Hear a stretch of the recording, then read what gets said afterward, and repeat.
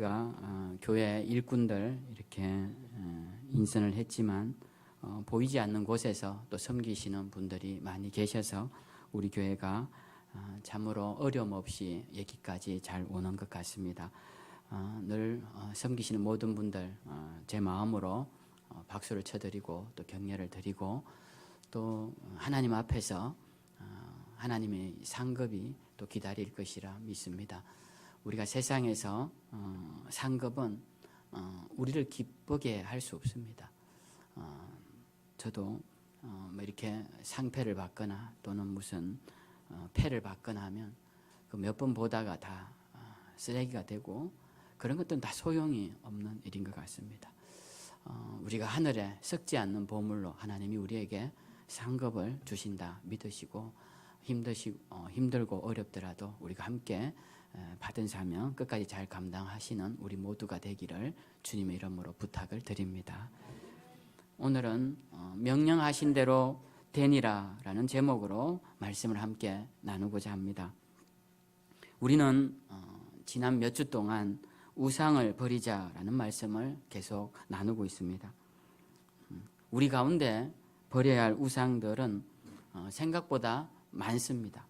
그리고 생각보다 깊게 뿌리를 내리고 있습니다. 이 우상들은 우리 마음에 어지럽게 널려 있어서 우리가 무언가를 하려고 할 때마다 이 우상의 뿌리에 걸려서 잘 자라지 못하고 또 하나님 앞에 신앙을 바로 세우고자 하지만 널브러져 있는 우상의 조각들에 밟혀 넘어지기 일수인 삶을 우리가 살아갈 때가 많습니다. 우리는 이 우상들을 제거해야 할 것이다, 또 제거해야 한다라는 그런 당위적인 의지를 가지고 이 우상을 없애는 일에 우리 마음을 다해서 노력해야 할 것입니다. 우리가 우상을 왜 버려야 하느냐라고 했을 때 우리는 이 우상들이 하나님 앞에서 굉장히 걸림이 되고 하나님은 우상을 섬기는 것을 굉장히 싫어하시는데 하나님이 싫어하신다 이런 의미는 그냥 싫고 좋고의 의미가 아니라 우리의 생명과 또 파멸을 결정하는 중요한 문제가 되는 그런 중요한 요소이기 때문에 우리가 하나님이 싫어하시는 우상을 버리는 일에 있어서 우리가 좀 더 민감하고 세밀하게 살펴서 이 일을 잘 완수해 나가야 할 필요성이 우리에게는 있는 것입니다. 하나님은 이스라엘 백성들에게 보이는 우상뿐만 아니라 그 너머에 있는 보이지 않는 우상들까지도 여러 번 지적하셨습니다. 그래서 오늘날 우리 현대의 그리스도인들 그리고 우리 하나님을 믿는 신약의 그리스도인들 우리 생명샘 성도님들은 보이는 우상을 조심할 이유는 없습니다. 우리가 보이는 우상 앞에 절하거나 가까이 하거나 오늘날 또 누가 뭘 만지면 대학에 입학한다더라 그런 것 우리 성도님들은 한 번도 안 할 줄 제가 그렇게 믿습니다. 가서 또 만지면 아들 낳는다더라 이런 거 사업이 잘 된다더라 그런데 절대 안 가실 거라 제가 생각을 하고 있고 그래서 우리가 보이는 우상을 이기는 것은 잘 이길 수 있습니다. 근데 문제는 그 너머에 있는 보이지 않는 우상들을 우리가 이겨내야 합니다. 성경은 보이지 않는 우상들을 여러 번 지적을 하셨습니다. 그 대표적인 우리가 사건을 보면 창세기에 나오는 최초의 인간이 저지른 선악과를 따먹은 사건입니다. 이 사건을 보면 우리는 눈에 보이는 우상보다 그 너머에 있는 보이지 않는 우상이 얼마나 무서운 것인지를 알게 됩니다. 아담과 하와가 하나님이 만드신 동산 안에서 모든 걸 다 공급받는데 선악과만 먹지 말라는 명령을 아주 준엄하게 받습니다. 그런데 하와가 어느 날 이 선악과 주변을 어슬렁거렸겠죠. 그러니까 뱀이 나타나서 악한 사탄이 나타나서 이 하와의 마음을 꼬드깁니다. 저 선악과를 먹으면 네가 지혜로워져서 하나님과 같이 될 것이고 그 이름대로 선악을 알게 될 것이다 라는 좋은 말들을 선악과에 합니다. 하와에게 합니다. 그러자 이 하와가 선악과를 보았더니 그때까지 지금까지 보았던 선악과의 모습과는 달리 이 선악과가 한번 보니까 처음에는 먹음직도스럽고 그 다음 보니까 보암직도스럽고 그 다음에는 하나님과 같이 될 만한 지혜롭게 보이더라 라고 그렇게 되어 있습니다. 그러니까 지혜롭게 할 만큼 탐스럽더라 이렇게 성경에 기록이 되어 있습니다. 이 하와는 선악과를 보면서 이 선악과를 따먹고 싶은 욕구가 생기는 것입니다. 그리고 이 선악과를 가지고 싶은 욕심이 생기는 거예요. 그래서 하나님의 명령보다 육신의 욕구를 채우고자 하는 열망이 그 마음에 자라게 됩니다. 결국 우리가 하와가 선악과를 먹은 것은 그냥 과일 하나를 따먹어서 하나님 앞에 죄인이 된 게 아닙니다. 우리 그렇게 생각하는 것은 동화적으로 이해하는 거고 그게 아니에요. 이 선악과를 따먹은 것은 하나님의 자리에 자신의 욕망과 자신의 욕심을 우상으로 세워놓고 하나님을 내버리고 그 욕망과 그 욕심을 따른 우상의 가르침을 따라 선악과를 먹은 것입니다. 그러니까 선악과를 먹었다라는 것은 하나님을 버리고 다른 우상을 섬긴 행위와 동일한 행위다라는 것입니다. 성경 공부 시간에 이번 성경 공부에도 그런 질문을 들었지만 종종 듣는 질문이 이겁니다. 하나님은 왜 선악과를 만드셔서 그 선악과를 먹게 하셨느냐? 그 선악과를 만들지 않으면 그가 먹지 않았고 그럼 죄를 짓지 않았을 것 아니냐라는 질문을 합니다. 그런데 여러분 잘 아셔야 합니다. 하와가 한 행동은 선악과를 먹은 행위가 아니라 하나님을 버린 행위인 것입니다. 그건 선악과를 따먹고 과일을 하나 먹은 것으로 끝나는 것이 아니라 하나님을 버리고 자신의 욕망을 우상으로 삼은 것이 문제인 것입니다. 그러니까 하와는 선악과가 아니더라도 그녀는 언제든지 자신의 욕망 앞에 굴복하고 자신의 육적인 열망을 우상으로 세워서 하나님을 떠날 여인이 되어 있었던 것입니다. 그 유혹에 빠져 있었던 거예요. 그러니까 선악과가 아니더라도 이 여인은 하나님을 떠날 수 있었다라는 겁니다. 그러니까 선악과는 그냥 나타난 하나의 현상일 뿐이지 그 심령에 있는 우상을 섬긴 사건이다라고 볼 수 있는 것입니다. 우리가 우상의 정체를 보면 보이는 모양을 생각하기 쉬운데 요한 1서에는 우상의 정체에 대해서 잘 설명하고 있습니다. 요한 1서 2장 16절에 사도 요한은 이렇게 말을 합니다. 세상에 있는 모든 것이 육신의 정욕, 안목의 정욕, 이생의 자랑이니 아버지께로부터 온 것이 아니요 세상으로부터 온 것이니라 이렇게 말씀합니다. 우리 우상의 정체들은 자세히 보면 그 안에 육신의 정욕이 들어가 있습니다. 우리 세상의 세상의 우상들은 그 안에 안목의 정욕이 들어가 있습니다. 그리고 이생의 자랑이 들어가 있습니다. 선악과를 따먹은 내용도 보면 이 육신의 정욕, 먹음직스럽다고 되어 있죠. 육신의 욕망이 그 속에 들어가 있습니다. 보암직스럽다, 안목의 정욕이죠. 이 볼란자와 눈목자니까 이 눈에 보이는 정욕을 쫓아 보암직스러웠다라고 말을 하고 있습니다. 그리고 탐스러웠다라고 말을 합니다. 이생의 자랑이 그 속에 들어가 있는 것을 보게 됩니다. 우리의 우상들은 대부분 보는 것에서 시작되고 그리고 탐욕스러운 마음에서 시작됩니다. 그것이 점점 자라 우리의 마음 온통 장악하고 그 우상을 따라 살아가게 됩니다. 우리는 이런 우상들을 내버려야 합니다. 여러분 우리가 세상 사람들이 절하는 많은 행위와 그리고 섬기는 많은 우상적인 모습들을 보면 그 은밀한 내면에 무엇이 들어가 있느냐 하면 모두가 다 자신의 욕망과 성취, 탐욕을 이루기 위한 욕구들이 그 안에 들어가 있다는 거예요. 그 우상 앞에 절하는 것이 아니라 자신의 탐욕 앞에 절을 하는 것이고 자신의 정욕 앞에 절을 하는 것이요. 그걸 이루기 위해서 절을 하는 것입니다. 그래서 우상이 바로 그것이 되어 있더라는 거예요. 그래서 우리는 우상을 내버려야 합니다.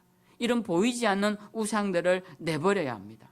이 우상들을 내버리지 않으면 우리는 계속적으로 우상의 지배 아래 있고 하나님을 믿는 것 같지만 하나님의 믿음의 역사가 일어나지 않고 하나님 앞에 천국을 보장받은 것 같지만 천국의 기쁨이 내 속에 없는 이유가 우리 가운데 우상이 아직도 남아있고 하나님과 겸하여 우상을 섬기고 있기 때문에 그러하다라는 것입니다. 그래서 우리는 여기에 대한 절체절명의 각오로 내가 우상과 싸워 이기리라, 내 속에 있는 우상들이 어떤 것인지 살피고 내몰리라, 그 자리에 하나님만이 오로지 세워서 그분을 섬기리라는 그런 결단적 신앙이 지속되어야 한다는 것입니다. 그래서 우리 삶 가운데는 우상과 싸우고자 하는 여러분의 수고가 필요합니다. 우리는 우상을 내버리면 하나님은 우리에게 축복을 해주십니다. 지난주 말씀에서 드렸죠. 하나님은 우리에게 어떤 분이시냐? 우리에게 복을 주시기를 원하시는 분이십니다. 하나님은 우리에게 어떤 분이시냐? 그 자비로운 얼굴빛을 우리에게로 향하기를 원하시는 분이십니다. 하나님은 어떤 분이시냐? 우리에게 평강을 주시기를 원하시는 분이시다. 성경 끝에 보면 원하시는 분이시다라고 왜 단서를 달을까요? 그냥 주시면 되는데 그것은 하나님이 주실 수 없기 때문에 그렇다라는 겁니다. 하나님이 복을 그냥 부어주시면 주실 수야 있겠죠. 그러나 깨진 그릇에 물이 담기지 않듯이 하나님이 부어주시는 축복이 우리에게 담기지 않으니 그건 축복이 아니라는 것입니다. 하나님은 하실 수 없는 일들이 있습니다. 그건 무엇이냐? 하나님은 죄와 연합하실 수 없습니다. 하나님이 하실 수 없는 일이 있었습니다. 하나님은 빛이시기에 어두움과 연합하실 수 없습니다. 하나님은 범죄하실 수 없습니다. 그러자 누가 하나님도 하실 수 없는 게 있네요. 하나님 전능하신 분이 아니지 않습니까? 여러분 이런 질문이 좀 웃기는 질문처럼 들리지만 교회 역사 속에서 이 질문 가지고 많은 논쟁이 일어난 실제적으로 신학적인 주제가 되었던 질문입니다. 근데 여러분 한번 생각해 보십시오. 그건 하나님이 하실 수 없는 게 아닙니다. 그래서 전능하신 하나님의 이름을 경홀히 여기는 게 아닙니다. 하나님은 빛이신데 빛 안에 어떻게 어두움이 들어올 수 있습니까? 물 안에 기름이 들어와서 섞이지 못하듯이 하나님은 빛이시고 어둠과 하나 되실 수 없고 죄를 용납하실 수 없는 분입니다. 그러니까 우리가 하나님 앞에서 복을 받기 위해서는 우리 가운데 있는 죄의 문제를 해결받지 않고서는 하나님과 연합할 수 없다라는 것입니다. 지난주도 말씀드렸지만 하나님과 가까이함이 복이라고 말했던 시편 기자의 고백처럼 우리 가장 큰 복은 하나님과 연합하는 것인데 우리 속에 죄가 있고 어둠이 있는 이상 우리가 하나님을 담아낼 수가 없다라는 겁니다. 하나님의 영광에 어우러질 수가 없다라는 것입니다. 그래서 우리는 하나님으로부터 복을 받기 위해서라도 우리 속에 있는 우상들을 내몰아야 합니다. 우리 가운데 있는 헛된 욕망들과 욕심들을 내어버려야 합니다. 그것이 우리 속에 있는 한 우리 마음에는 하나님이 주시고자 하는 평강이 절대로 존재할 수 없습니다. 지속될 수가 없다라는 것입니다. 우리는 우리 가운데 있는 우상들을 버려야 합니다. 그러면 그 우상들을 버리고 이제 우리는 무엇을 해야 할까요? 우상의 자리에 원래 주인이셨던 하나님을 모신다는 것이 과연 무엇을 의미할까요? 가장 기본적인 것을 오늘 제가 두 가지 말씀을 드리고자 합니다. 그 첫 번째는 오늘 읽은 본문을 가지고 말씀드릴 바로 예배입니다. 더 정확하게 구약적인 표현으로는 제사이죠. 하나님께서는 이스라엘 백성들에게 제사를 받기를 원하셨습니다. 얼만큼 받기를 원하셨느냐? 그것을 보면 하나님께서 이스라엘 백성들을 처음 불러내셨을 때 가장 먼저 하시고 싶으셨던 일은 이 제사를 받기를 원하셨는데 이들이 아직 살아가기에 부족하니까 그들에게 물도 주시고 만나도 주시고 그리고 적들로부터 보호도 해주시고 그렇게 해서 홍해를 건너게 하셔서 시내산까지 시나이 반도 가장 남단에까지 인도하십니다. 그렇게 몇 달이 걸려서 시나이 반도 맨 밑바닥에 있는 시내산, 그 시내라는 것은 우리말 시내가 아닙니다. 그 시나이라는 말의 우리식 표현이에요. 그 시내산에 있는 그 시내산에 이제 다 밑에 모이게 하고 그 다음 하나님이 뭘 하시냐면 거기서 율법을 주십니다. 율법. 그 율법은 돌판에 새기신 하나님의 법과 더불어서 하나님이 입으로 말씀하신 모세에게 전한 율법들까지 그 율법들을 다 알려주십니다. 그리고 그 율법들을 모세가 받아서 이스라엘 백성들에게 다 알려주죠. 그 다 알려주는 내용이 출애굽기에 나옵니다. 그런데 여러분 성경을 더 우리가 주의 깊게 읽어보면 하나님께서 행하라 해서 주신 율법들 중에 실제적으로 가장 먼저 행하는 율법은 뭐냐 하면 제사법입니다. 제사법. 하나님께서 많은 법들 중에 제사법을 만드시고 이제 그 제사법을 이행함으로써 가장 먼저 율법을 행하게 하시는데 율법을 이행하는 장면이 레위기에 나옵니다. 여러분 레위기를 펴면 레위기는 첫째 장에 번제에 대한 제사의 이야기가 나옵니다. 하나님 앞에 번제는 어떻게 드릴지, 2장에는 하나님 앞에 소제는 어떻게 드릴지, 3장에는 하나님 앞에 화목제는 어떻게 드릴지, 4장에는 속죄제는 어떻게 드릴지, 그리고 속건제는 어떻게 드릴지, 이 5가지 중요한 제사에 대한 이야기를 하십니다. 그리고 그렇게 제사를 드리는 모습이 나옵니다. 그 제사를 드릴 때 불로 태울 화제로 드릴지, 포도주를 뿌려 전제로 드릴지, 헌들 요제로 드릴지, 덜 올릴 거제로 드릴지 4가지 방식에 대해서도 설명을 해 주십니다. 하나님 이 말씀을 레위기에 지루하게 하세요. 우리하고는 별 상관도 없는 내용 같은 이 말씀을 길게 하십니다. 그렇게 하시는 이유가 무엇이냐면 하나님은 이렇게 제사를 받기를 원하시고 계신다는 거예요. 많은 율법 중에 제사법이 가장 먼저 이행되는 것을 보게 됩니다. 그래서 하나님이 우리에게 원하시는 것은 바로 제사 드리기를 원하셨다라는 것입니다. 모세가 애굽에서 애굽 왕에게 우리가 광야로 나가야겠습니다. 근데 애굽 왕이 왜 나가려고 그러느냐? 그때 모세가 했던 대답이 이겁니다. 우리가 광야로 나가서 우리 하나님 여호와께 제사를 드리고자 합니다. 우리가 우리 하나님 여호와께 예배를 드리고자 함입니다. 라고 말을 합니다. 그러니까 모세는 지금 이스라엘 백성들을 이끌고 나가서 해야 할 일이 무엇인지를 분명히 알고 있었고 하나님이 무엇을 원하시는지 분명히 알고 있었다라는 것입니다. 그래서 하나님은 이스라엘 백성들과 빨리 제사를 통해 만나기를 원하셨어요. 여러분, 제사는 굉장히 중요합니다. 하나님이 제사를 얼마나 중요하게 생각하시는지 제사를 드릴 때 어떤 장소에서 드릴지를 말씀하십니다.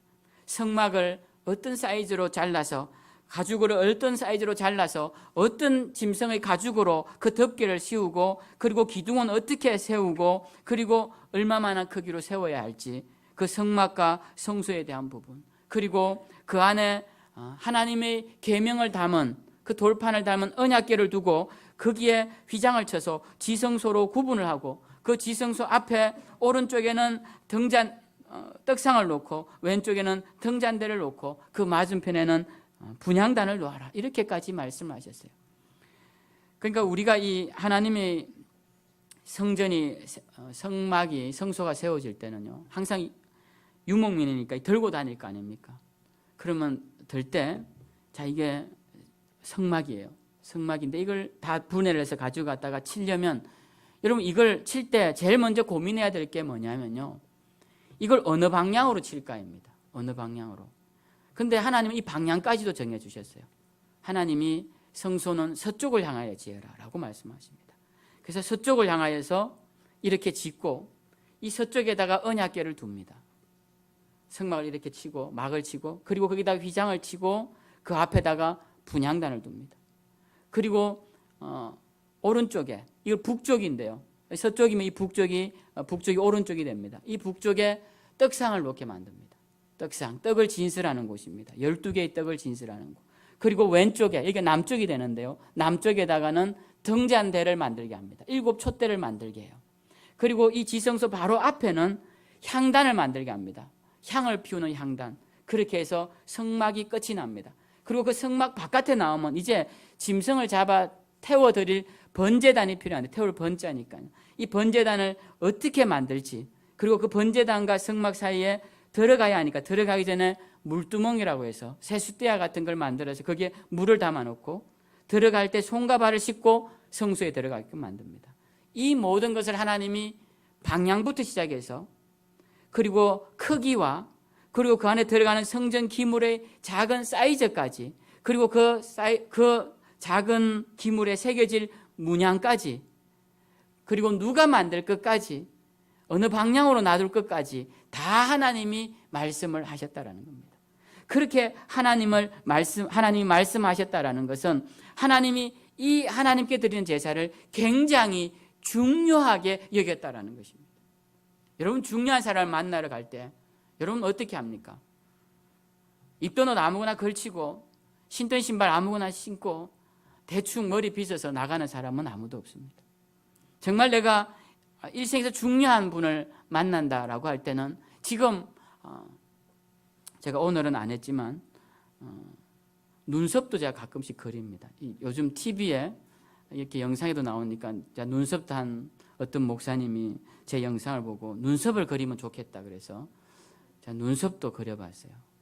그리고 피부에도 뭘 바르면 좋겠다 해서 발랐는데 이게 습관이 안 되니까 또 그냥 이렇게 나왔는데요. 우리가 중요한 일을 앞두면 정말 저도 일평생 해보지도 않았던 눈썹도 정리를 해보고 머리도 만져보고 옷도 이게 잘 맵시가 됐나 신발도 평소에 아껴둔 신발 꺼내서 신고 그렇게 합니다. 오늘 하나님 앞에 제사 드릴 때 이스라엘 백성들에게 하나님의 요구하시는 게 바로 이런 것들이에요. 그 어떤 것도 옮겨야 되니까 여러분. 그래서 옮겼다가 다시 놓아야 되니까 어느 자리에 놓아야 될지 세밀하게 말씀해 놓지 않으면 아무 데나 놓습니다. 뒤바뀝니다. 그리고 아무렇게나 만지다 보면 깨지고 엎어지고, 하나님은 그런 것들을 원하시지 않으셨다는 거예요. 그래서 하나님이 세세하게 그 모든 것들을 다 가르쳐 주십니다. 그래서 이스라엘 백성들이 이제 그 말씀대로 다 만들려고 재료를 준비합니다. 이 성막을 만들려면 가죽을 다 단련시켜서 염소 가죽, 해달 가죽, 양 가죽 다 이렇게 해서 이제 작업을 합니다. 그리고 나무도 다 모양을 만들어서 기둥으로 세울 나무, 널판으로 세울 나무 다 만들어 놓습니다. 그리고 하나님께서 실을 준비하는데 그 실도 색깔을 다 말씀하십니다. 청색, 자색, 홍색, 이 세 가지 실로 만들어라. 그래서 그 세 가지 실이 다 귀하지 않습니까? 그 당시에 그 귀한 색깔별 실을 다 만들어서 고리를 만들어 놓습니다. 그리고 놋도 준비해 놓고, 금도 준비해 놓고, 은도 다 준비해 놓습니다. 이제 하나님 만들라고 하신 그 문양대로 만들려고 모든 재료를 다 만든다라는 것입니다. 준비해 놓습니다. 그리고 이제 그것을 조립하고 그 자리에 그것을 배치하는 장면이 오늘 우리가 읽은 말씀에 나오는 본문의 말씀입니다. 저는 오늘 이 읽은 말씀을 여러분 보면서 여러분들 이 말씀 속에서 계속 반복되는 말씀을 찾으셨을 것이라 생각합니다. 그 말씀이 뭡니까? 네, 여호와께서 모세에게 명령하신 대로 되니라. 이 말씀이 우리가 읽은 본문에, 우리의 읽은 본문에만 7번 나오고요, 출애굽기 전체에서 18번 정도 나옵니다. 그러니까 같은 말씀이 계속 반복되어 나온다라는 것입니다. 제가 이 말씀을 한번 살펴볼까요? 한번 18절을 보면요, 모세가 하나님 말씀대로 성막을 세웁니다. 그리고 거기에 널판들을 세우고 그 위에 성막의 막을 펴고 그 위에 덮개를 덮으니 19절에 여호와께서 모세에게 명령하신 대로 되니라 라고 말씀합니다. 그리고 20절에는 언약궤를 두고 거기에 휘장을 늘어뜨려 그 정거궤를 가리니 21절에 여호와께서 모세에게 명령하신 대로 되니라 라고 말씀합니다. 그리고 그 휘장 바깥에 성막 북쪽으로 상을 놓고 그 위에 떡을 진설하니 여호와께서 모세에게 명령하신 대로 되니라 라고 23절에 나옵니다. 그리고 24절에 그 떡상 맞은편에 등잔대를 놓아 상과 마주하게 하고 그 등잔대에 불을 켜니 25절에 여호와께서 모세에게 명령하신 대로 되니라. 그리고 26절에 금 향단을 회막안 휘장 앞에 두고 그 위에 향기로운 향을 사르니 여호와께서 모세에게 명령하신 대로 되니라. 그리고 29절에 회막의 성막문 앞에 번제단을 두고 그 번제단에 이제 번제와 소제를 실제로 드리니 여호와께서 모세에게 명령하신 대로 되니라. 그리고 그 번제단 앞에 물두멍을 회막과 제단 사이에 두고 거기 씻을 물을 담았는데 거기서 모세와 아론과 그 아들들이 거기서 수족을 씻으니 32절에 그들이 회막에 들어갈 때와 제단 가까이 갈 때 씻었으니 여호와께서 모세에게 명령하신 대로 되니라. 이렇게 7번이나 똑같은 말씀이 반복되고 있습니다. 우리는 오늘 이 말씀을 보면서 어떤 생각이 듭니까? 지금 오늘 이 말씀은 하나님께서 어떤 기물 하나도 그것이 되었을 때 하나님의 명령대로 되었다라는 것을 확인하는 장면이다라는 것입니다. 우리는 하나님 앞에서 하나님의 뜻대로 되었는지 안 되었는지를 늘 살피는 자들이 되어야 합니다. 이 순서가 있는데요, 하나님께서 먼저 성전에 대한 여러 가지 것들을 명령을 내리십니다. 모양은 어떻게 만들고 크기는 어떻게 만들고, 크기를 봐야 이 향단이라는 건, 분향단은 요 한 규빗 정도밖에 안 돼요. 발꿈치까지 오는 요게 한 규빗인데요, 한 규빗밖에 안 되는 작은 사이즈입니다. 이 작은 사이즈 하나 만드는데도 하나님이 다 말씀하세요. 높이는 몇몇 얼마고 가로는 얼마고 세로는 얼마야 되고 거기에 모양은 뭘 새겨야 될 것이고까지 다 말씀을 하시죠. 그렇게 명령을 듣습니다. 그 명령을 들은 모세가 어떻게 하느냐, 우리가 읽은 말씀 그 앞에 보면 16절에 이렇게 말씀합니다. 모세가 그같이 행하되 곧 여호와께서 자기에게 명령하신 대로 다 행하였더라 라고 말씀합니다. 여러분, 명령을 듣고 모세가 그 다음 뭘 하느냐, 다 행합니다. 그럼 행하면 우리는 다 끝난 것처럼 보이지 않습니까? 행하였으니까. 그런데 성경은 행한 뒤에 그 다음 뭐라고 말씀하시냐면 그 하나님의 명령대로 모세가 여호와께서 모세에게 명하신 대로 되니라 라고 말씀을 합니다. 모세가 다 행하였지만 그것이 하나님의 명령대로 되었다라고 마지막 확인을 시켜주시더라라는 것입니다. 여러분, 우리는 이것을 통하여서 기억할 수 있는 게 있어요. 하나님 앞에서 우리가 명령을 듣습니다. 그리고 그 명령을 준행합니다. 그런데 준행한다고 해서 그것이 하나님 명령대로 다 된 것은 아니라는 거예요. 우리는 우리 삶에 있어서 신앙의 결과를 너무나 쉽게 예단합니다. 내가 하나님 말씀대로 행했으니까 나 했어. 그게 아니라는 거예요. 오늘 말씀은 모세가 하나님의 명령대로 다 행하였지만 하나님은 기구가 하나 설치될 때마다 거기에 떡이 진실되고 등잔에 불이 붙고 번제단에 제물이 불살라질 때마다 계속적으로 언급하는 것이 그대로 되니라라고 말씀을 하셨다라는 겁니다. 우리도 마찬가지입니다. 우리의 신앙의 스텝도 마찬가지예요. 우리가 걸어가는 신앙의 과정에 내가 했습니다. 그걸로 됐습니다. 그게 아니라 내가 그걸 했으면 정말 하나님의 뜻대로 되었는지 안 되었는지를 봐야 한다라는 것입니다. 여러분, 제가 저에게 유 목사 너는 생명샘교회를 잘 맡아서 목회를 해라. 제게 주신 사명이죠. 명령이고. 그래서 제가 지금 목회를 하고 있지 않습니까? 순종을 하고 있죠. 행하고 있습니다. 그런데 제 목회가 하나님의 명령대로 잘 되고 있느냐라는 것이에요. 그건 별개의 문제죠.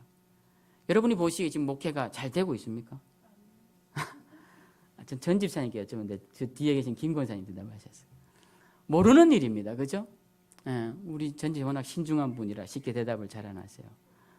모르는 일이에요. 저도 마찬가지고. 우리가 하나님 앞에서 주의 일을 행하되 주의 뜻대로 된지 안 된지는 하나님 앞에서 심판을 받을 것입니다. 하나님께서 결론을 내실 것입니다. 그렇지만 우리도 매 순간순간 걸어가면서 행한 것으로 자족하지 말고 하나님 뜻대로 되었는지 안 되었는지 면밀히 살펴볼 필요가 있다는 것이죠. 그래서 우리 삶의 자리마다, 신앙의 자리마다 모든 일이 여호와께서 내게 명령하신 대로 되니라라는 그 마침표가 하나씩 이정표처럼 찍혀 나와야 한다는 것이죠. 그것이 저는 오늘 이 말씀이 우리에게 던지는 중요한 메시지라고 생각합니다. 오늘 하나님께서 모세에게 명령하시고 16절에 모세가 그 명령하신 대로 행하고 그리고 하나님께서 보시니까 그 명령대로 다 되었어요. 그러니까 그 다음에 어떤 일이 일어나느냐. 34절에 보면 33절 끝에 보면 우리 33절 34절을 우리 함께 같이 읽어봅시다. 자, 시작. 그는 또 성막과 제단 주위에 뜰에 포장을 치고 뜰문에 휘장을 다니라. 모세가 이같이 역사를 마치니 구름이 회막에 덮이고 여호와의 영광이 성막에 충만하매.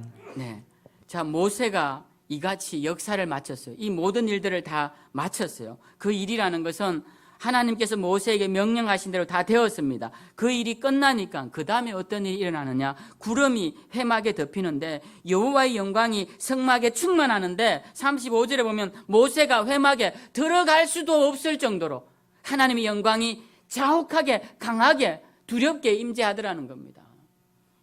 원래 하나님의 임재 앞에는 사람이 못 갑니다. 하나님께서 오지 말라고 하세요. 산 근처에도 오지 말라고 하십니다. 하나님 임재하실 때는. 그러니까 하나님께서 그렇게 강하게 하나님을 위해 만드신 그 성막 안에 임재하셨다라는 것입니다. 저는 우리 성도님들의 삶 가운데 하나님의 역사가 일어나기를 간절히 소망합니다. 제가 신방을 갈 때나 또 여러분들 기도해 드릴 때 제가 목소리를 막 크게 해서 기적이 일어날 것 같으면 정말 제 목소리 양껏 외쳐드리고 싶어요. 이 번제단에 소나 양과 염소를 드리는데요. 그 예물을 드리는 자가 끌고 옵니다. 끌고 오면 이 소라고 예를 들어 봅시다. 소를 드릴 때 죽이는 사람이 누구냐면 이걸 끌고 온 사람입니다. 죄인. 그걸 죽여요. 그럼 제사장이 그 피를 받아 번제단을 뿌리는데요.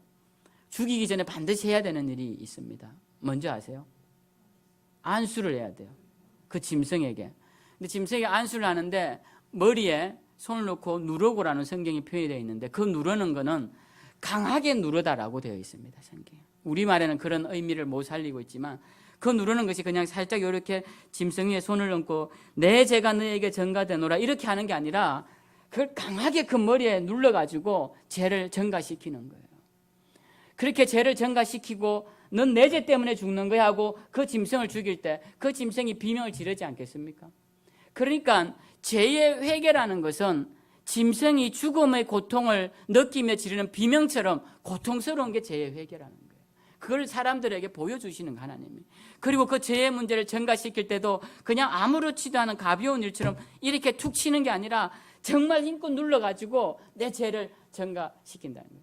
제가 만약에 여러분에게 그런 능력이 힘껏 눌러서 나올 것 같다면 정말 저도 강하게 그냥 눌러서 안수하고 싶은 마음입니다. 정말 그런 심정으로.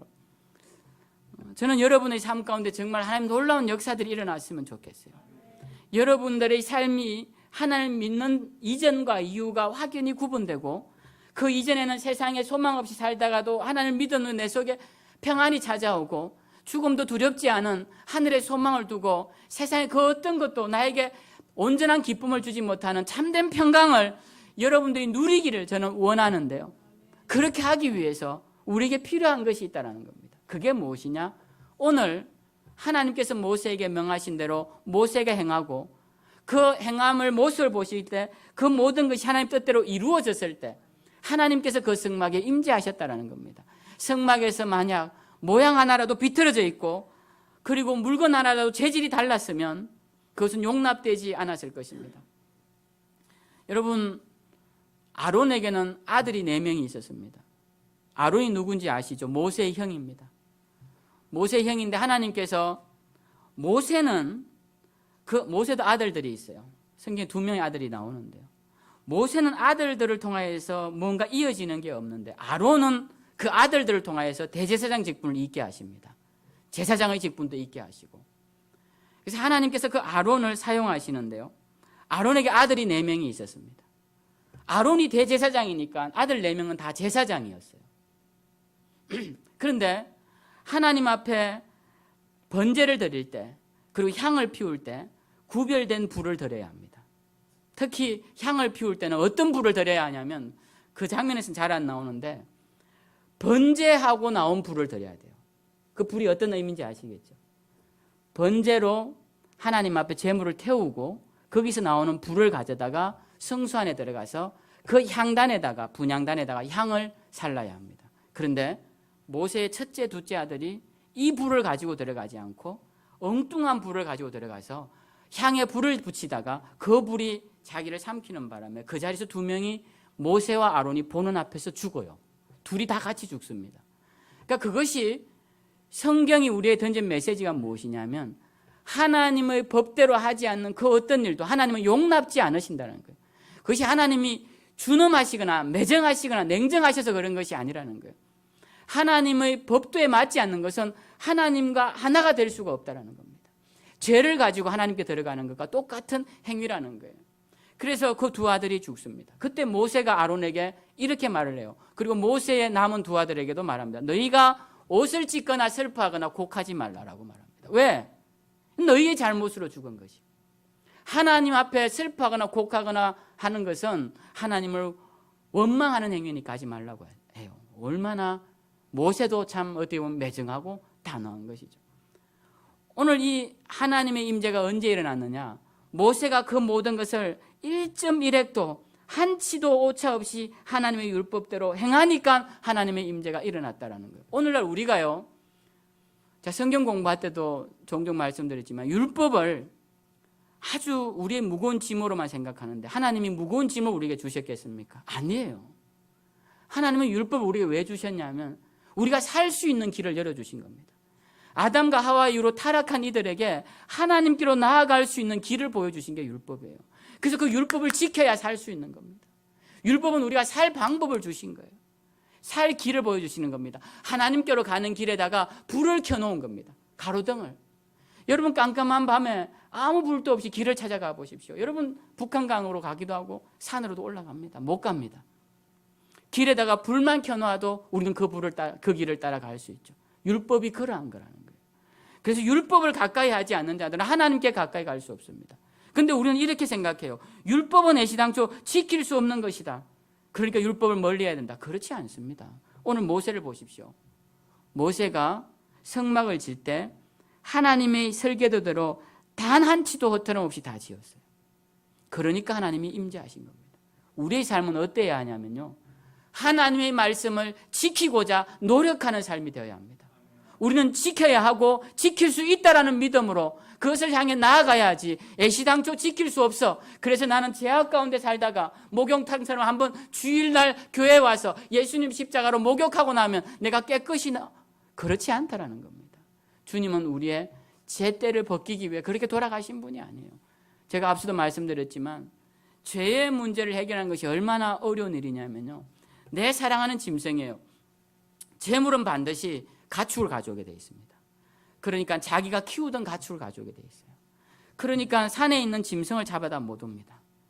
내가 지키던 가축을 가지고 오는데 이 가축은 얼마나 정이 들었습니까? 이 소도 이 양도 내 소리를 듣고 나를 따라오던 그런 짐승이요. 그걸 죽이는 거예요. 내가 그 죽일 때 주인의 눈을 보면서 고통스러워하는 짐승을 볼 때 그들이 뭘 느껴야 합니까? 아, 죄라는 게 이런 거구나. 죄라는 게 이렇게 고통스러운 거구나. 죄를 씻는다는 게 이렇게 고통스러운 거구나. 그 고통스러움을 기억해야 우리가 예수 그리스도의 십자가의 보혈의 은혜가 나에게 감사로 다가온다는 거예요. 그분을 왜 그렇게 고통스럽게 하나님이 죽이셨을까요? 그 죽이심으로 말미암아야만이 우리의 죄가 씻음받기 때문에 그렇다라는 것입니다. 여러분, 제사가 무엇이라고 생각하십니까? 하나님이 이스라엘 백성들에게 제사를 받기 위해 광야로 불렀다. 야, 하나님은 무슨 앉아서 절이나 받길 좋아하시고 뭐 경배 받기나 좋아하시고 이런 게 아닙니다. 여러분 잘 보십시오. 이 제사는 우리의 죄의 문제를 해결하는 겁니다. 이 제사는 짐승을 가지고 와서 번제를 드릴 때는요, 그 어떤 사람도 열애 사항이 없습니다. 부유한 자는 소를 가지고 오고요, 숫소를. 그보다 좀 덜 부유한 자는 순양을 가지고 오면 됩니다. 그리고 그것도 저것도 없는 사람은 비둘기를 한 마리 가지고 오면 돼요. 그 비둘기는 집 비둘기도 괜찮고 산 비둘기도 괜찮아요. 가난한 자들은. 그래서 그 비둘기를 가져와서 비둘기 목을 따는 겁니다. 그 비둘기 따면 피가 나옵니까? 조금 나와요. 그 조금 받아다가 그 제단에 뿌리는 거예요. 그렇게라도 하라는 겁니다. 왜? 죄의 문제는 누구라도 열애가 없다는 거예요. 그 뒤에 나오는 소제나 화목제는 비둘기로 드리는 제사가 나오지 않아요. 근데 이 번제에는 반드시 나옵니다. 그러니까 하나님 앞에 우리가 죄의 문제는 반드시 해결되어야 한다라는 것입니다. 제사가 뭐냐? 죄의 문제를 해결하는 겁니다. 그러면 왜 죄의 문제를 해결해야 되느냐? 앞에서 말씀드린 것처럼 하나님은 죄와 하나가 되실 수 없는 분입니다. 죄 지은 자를 용납하실 수 없는 분이에요. 그래서 내가 이 사랑하는 사람을 만나고 싶은데 죄 때문에 만날 수가 없으니 네가 빨리 짐승을 갖고 와서 네 죄를 대신에 이 짐승을 잡아 죽이고 거룩함을 입으면 나와 하나가 되는 거예요. 나와 연합하는 거예요. 나와 교제를 하는 겁니다. 그렇게 하시기 위해서 하나님이 제사를 드리라는 거예요. 근데 오늘날 우리가 예배를 이상하게 생각합니다. 하나님은 뭐 예배 받으시겠죠. 우리가 찬양을 해봐야 얼마나 잘하겠습니까? 우리가 하나님 앞에 예물을 드려봐야 얼마나 드리겠습니까? 우리가 드릴 수 있는 것이란 건 아주 미미합니다. 아주 부족해요. 근데 하나님이 왜 드리게끔 하시느냐? 그걸 통하여서 하나님이 우리와 교제하기를 원하시고 연합하기를 원하시고 사랑하는 이를 만나기를 원하시는 거예요. 그래서 예배를 드리기를 원하시는 겁니다. 근데 그 사랑의 자리에, 그 교제의 자리에 여러분 한번 생각해 보십시오. 내가 사랑하는 연인과 언제 만나기로 약속을 했어요. 그 시간이 되어도 나는 친구들과 노느라고 그걸 다 까마득하게 잊었어요. 그 사람의 마음에 그 연인을 사랑하는 마음이 있다고 할 수 있습니까? 없어요. 친구가 더 좋지. 물질이 더 좋고 쾌락이 더 좋고. 우리가 하나님 앞에 예배하는 일이 우리 중심에 서 있지 못하다는 것은 우리 마음에 하나님보다 더 중요한 우상이 우리 가운데 있다라는 거예요. 그러니까 이 이야기가 돌아 다시 원점으로 돌아가지 않습니까? 우리는 우리 마음에 있는 우상들을 내버려야 합니다. 그 우상들을 내버린 온전한 형태, 가장 첫 번째 형태가 바로 예배라는 거예요. 그 예배의 분명한 모습이 오늘 우리가 읽은 본문에 나오는 출애굽기와 레위기에 나온다라는 것입니다. 저는 이제 이렇게까지 목청껏 말씀드려서는 여러분 앞에 책임이 있습니다. 이제 예배는 여러분들이 어떻게 드릴지, 어떤 마음으로 드려야 될지 이제 여러분에게 있어요. 다시 한번 잘 생각해야 합니다. 제가 오늘 또 설교를 하기 전에 앉아서 기도를 하면서 드는 생각이, 참 지난 시간 설교도 많이도 했다라는 생각을 하면서, 과연 그 설교들이 좋은 설교도 있고 은혜가 되는 설교도 있고 하나님께서 그 순간 말씀하신 설교도 있을 텐데 그 설교를 다시 내가 할 수 있을까? 그 내용을. 왜냐? 저도 기억이 안 나니까. 그러니까 우리가 이 말씀들이 오늘 주어질 때 저는 아무것도 아니에요. 하나님이 오늘따라 길게 저를 강단에 세우시고 말씀을 전가하게 하시는 것은 하나님의 뜻이 있다는 겁니다. 왜 오늘따라 이렇게 유독 길게 하는, 저도 잘 모르겠어요. 그러니까 하나님이 오늘 주시는 음성은 그때 그 순간 우리가 받아들이지 않으면, 그 시간을 놓치면 다시 받기 어렵다는 겁니다. 오늘은 주님이 우리에게 뭘 알리고 싶으시냐? 예배가 얼마나 귀한 것이고 예배의 의미가 무엇이, 너와 내가 사랑의 교제를 하는 그 중요한 시간이다라고 말씀을 하는 거예요. 예수 그리스도의 십자가의 은혜로 우리 죄가 사함받고 거룩함을 입어 하나님과 연합을 이루는 그 순간이 바로 예배의 순간이다라고 말씀을 하고 있는 것입니다. 그래서 우리가 오늘 본문을 통하여서 저는 기억하고 싶은 것이 세 가지가 있습니다. 오늘 모세가 보면 하나님께서 모세에게 명령을 하세요. 이렇게 하라, 이렇게 하라. 성막은 이렇게 짓고. 그 명령하시는 내용이 첫 번째 나오고, 그 다음 두 번째는 모세가 그 명령대로 행하는 장면이 나오고, 세 번째는 그 모든 일이 하나님 명령대로 되는 장면이 세 가지가 나오죠. 저는 이걸 가지고 우리 가운데도 세 가지 질문을 던질 수 있다고 생각해요. 우리 삶에 하나님이 명령하신 것이 무엇인지를 한번 질문해 보아야 한다는 겁니다. 우리 삶에. 오늘 일부 예배에 제가 뭐 숫자도 약하고 숫자를 잘 안 세는데, 제가 오늘 예배 시간에 세보니까 10분이 오셨더라고요. 10분이. 그래서 10분에게 제가 말했어요. 제가 마음 같아서는 이름을 다 불러가면서 여러분 삶에 하나님이 명령하신 것이 무엇인지 한번 말씀해 보시라고 하고 싶다. 저는 그 말씀을 오늘 2부 예배도 드리고 싶어요. 우리 삶에 여러분에게 하나님이 명령하신 것이 무엇일까요? 여러분 그걸 찾아야 합니다. 그걸 찾아야 해요. 그걸 찾지 않으니까 하나님은 우리에게 아무 명령도 안 하신 것 같아요. 그래서 내 마음대로 사는 거예요. 하나님의 명령 없이 사명 없이 그렇게 내 마음대로 아무 의미 없이 사는 겁니다. 제가 어제 들은 아주 정말 너무 신기하고 재미있는 이야기가 있어서 여러분과 잠깐 나누려고 합니다. 우리 권장로님이 하신 이야기인데요. 우리 권장로님이 부대 장교로 계실 때 이 부대들이 서로 산을 두고 훈련을 한다고 합니다. 북한을 대비해서 이제 훈련하다 보니까 밤에 훈련을 한대요. 밤부터 새벽까지. 그러면 이제 서로 실전에 같은 그런 훈련을 다 끝내고 새벽이 되면 이제 자기 부대원들을 이렇게 조사를 하는데, 일단 다 인원이 맞는지, 그리고 총기는 다 갖고 있는지, 뭐 물품은 다 있는지, 다치진 않았는지 그걸 하는데, 어느 날 보니까 부대원이 한 명이 없더래요. 그래서 전 부대원들이 이제 이 부대원 한 명을, 잃어버린 한 명을 찾기 위해 온 산을 다 뒤졌는데 없더랍니다. 이제 큰일 났다. 이게 탈영인가? 그래서 심각하게 이제 고민을 하고 있다가 저 상대편 부대에 한번 가보자. 혹시라도 한번 가보자 해서 이미 철수한 그 부대를 찾아서 가서 멀리 가서 드디어 그 부대에 가봤더니 그 부대에 그 부대원이 있더래요. 그래서 부대장님 물었대요. 아니 너는 왜 우리 부대에 안 있고 이 부대에 있냐?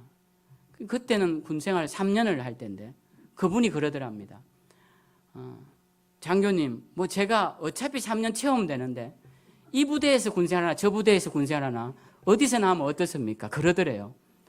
제가 그 이야기를 듣고 참 신기하다. 어떻게 그런 생각을 할 수 있을까?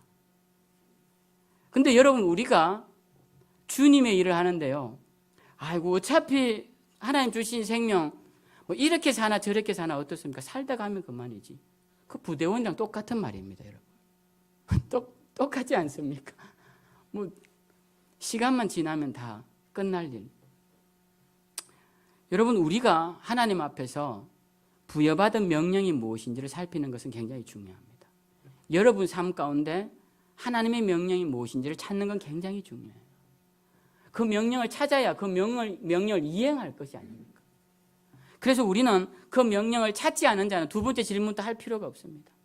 그런데 그 명령을 찾은 자들은 두 번째 질문을 해야 합니다. 우리 삶에 하나님이 명령하셔서 내가 한 일이 무엇인지를 봐야 돼요. 내가 그 명령을 위해 무엇을 했는가? 그 명령을 수행하기 위해 무엇을 했는가를 돌아보아야 합니다. 그리고 마지막으로 오늘 말씀을 통해 비추어 볼 때 내가 하나님이 명령하셔서 행한 일들 가운데 하나님의 명령대로 된 것은 무엇인가를 살펴봐야 합니다. 내가 한 것으로 만족하는 행위가 아니라 정말 하나님이 명령하신 대로 일이 잘 성취된 것이 무엇인지를 살펴봐야 하는데 그것이 아무것도 없다면 우리는 얼마나 부끄러운 삶이냐는 거예요. 그것이 아무것도 없다면 우리가 하나님 앞에 갔을 때 무엇을 이야기할 수 있겠느냐는 거예요. 그래서 우리는 이 세 가지 질문을 할 수 있어야 합니다.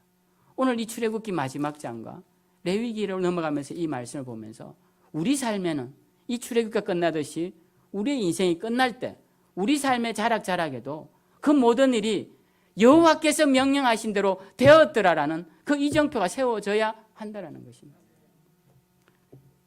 그래서 오늘 저는 여러분들에게 가장 첫 번째 명령인 이 예배를, 제사를 우리는 엄중한 마음으로 하나님 앞에 드리자라는 말씀을 드리는 것입니다. 또 하나는 전도에 관한 말씀인데요. 이 전도에 관한 말씀은 짧게 말씀을 드리고 마치고자 합니다. 예수님께서 이 땅에 오셔서 십자가에 못 박혀 죽으시고 부활하셔서 승천하실 때 우리에게 두 가지 명령을 하십니다. 첫 번째는 너희는 내가 가르친 것들을 많은 사람들에게 다 가르쳐 지키게 하라. 제자가 되라 라는 말씀, 제자를 삼고 제자가 되라는 말씀과 그리고 사도행전에 보면 너희에게 성령이 임하시면 권능을 입어서 온 땅과 온 유대와 사마리아 땅 끝까지 이르러 내 증인이 되라. 이 증인이 되라는 말씀 두 가지를 하셨어요. 그러니까 제자와 증인의 삶, 이 두 가지는 다 따지고 보면 복음을 전하라는 소식입니다. 이 복음을 전하는 것이 신약에 와서 우리에게 주어진 하나님의 명령이에요. 구약에는 하나님의 명령이 제사, 예배라면 신약에는 예수님의 명령이 복음을 전하는 것입니다. 이 복음을 전하는 소식은 굉장히 중요한데요. 사무엘하 1장에 보면 다윗에게 사울의 죽음을 알리는 아말렉 청년 이야기가 나옵니다. 이 사울이 죽는 모습을 이 아말렉 청년이 가서 이야기를 해요. 그래서 다윗이 넌 어떻게 알았느냐? 바로 그 현장에 있었습니다. 그래? 어떻게 죽더냐? 사울이 자기 창으로 이렇게 죽었는데, 스스로 죽었는데 목숨이 끊어지지 않아서 너무 고통스러우니까 저보고 좀 죽여달라고 이야기를 합니다. 그래서 어떻게 했냐? 그래서 제가 죽였습니다. 그래서 왕관과 팔찌를 빼서 지금 왕에게 가져왔습니다. 이건 복음이 아니에요. 그래서 다윗이 어떻게 합니까? 옆에 있던 청년에게 이 청년을 죽이라고 합니다. 그래서 그 아말렉 청년이 죽어요. 우리 복음이라는 건 그런 소식이 아닙니다. 오늘 주님이 우리에게 전하라고 하는 이 복음은 어떤 소식이냐? 열왕기하 7장에 보면 아람 군대가 이스라엘 백성들 성을 다 둘러쌉니다. 예루살렘 성을 다 둘러싸요. 그때는 가장 강한 제국이 아람이었습니다. 지금 시리아, 수리아라고 하는 그 지역인데요. 그 아람 왕국이 다 둘러싸니까 군대도 엄청나니까 여기서 갇혀서 아무것도 못합니다. 이제 거기에 양식값이 올라갑니다. 심지어는 당나귀 머리 하나 값만 해도 어마어마하게 비쌉니다. 그래서 굶어 죽는 사람들이 속출합니다. 살 수가 없어요. 그러자 나병 환자들이 이렇게 말을 합니다. 야, 우리 어차피 여기서 있으면 굶어 죽거나 똑같으니까 아람 군대한테 가서 비로소를 먹던 어떻게 한번 가보자 하고 나가봐요. 갔더니 아람 군대가 다 죽어 있어요. 다 도망가고 다 없어져 있어요. 하나님께서 말 타는 소리가 막 들리게 그 밤에 다 도망을 간 겁니다. 도망을 했는데 너무 급하게 가서 그들이 갖고 있는 모든 것들을 내려놓고 다 간 거예요. 그래서 이 나병 환자들이 그걸 자기들이 먹다가 야, 이거 우리만 먹어서 안 되겠다. 우리만 가져서 안 되겠다 해서 성으로 들어갑니다. 그 성으로 들어가서 이 소식을 알려주고 성문이 열리고 그때 나와서 사람들이 다시 살아나게 됩니다. 우리가 전할 복음이 바로 이런 것이에요. 우리만 먹고 좋은 복음이 아닙니다. 우리가 먹고 끝나는 복음이 아니라 그 사람들에게 전해줘요. 그럼 그 성문을 열고 사람들이 나온다라는 겁니다. 그때 죽은 사람이 있어요. 누구냐?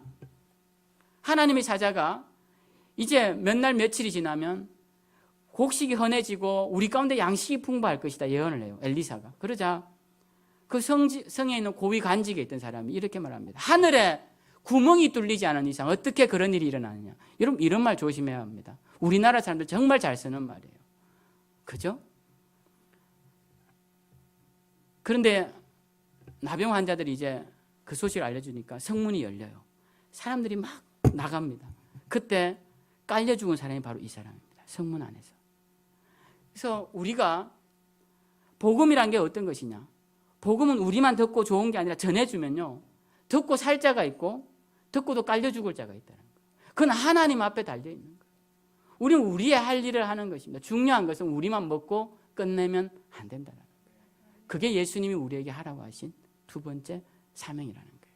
그래서 오늘 저는 이 두 가지 약속의 말씀 기억하시고 우리에게 행할 이 예배와 전도의 사명이 얼마나 귀한 것인지 기억하시고 오늘 또 주신 사명 잘 감당하면서 우리의 삶의 자리자리마다 하나님 명령대로 되었더라는 그런 아름다운 표시들이 가득한 그런 저와 여러분들 다 되시기를 주님의 이름으로 축원드립니다.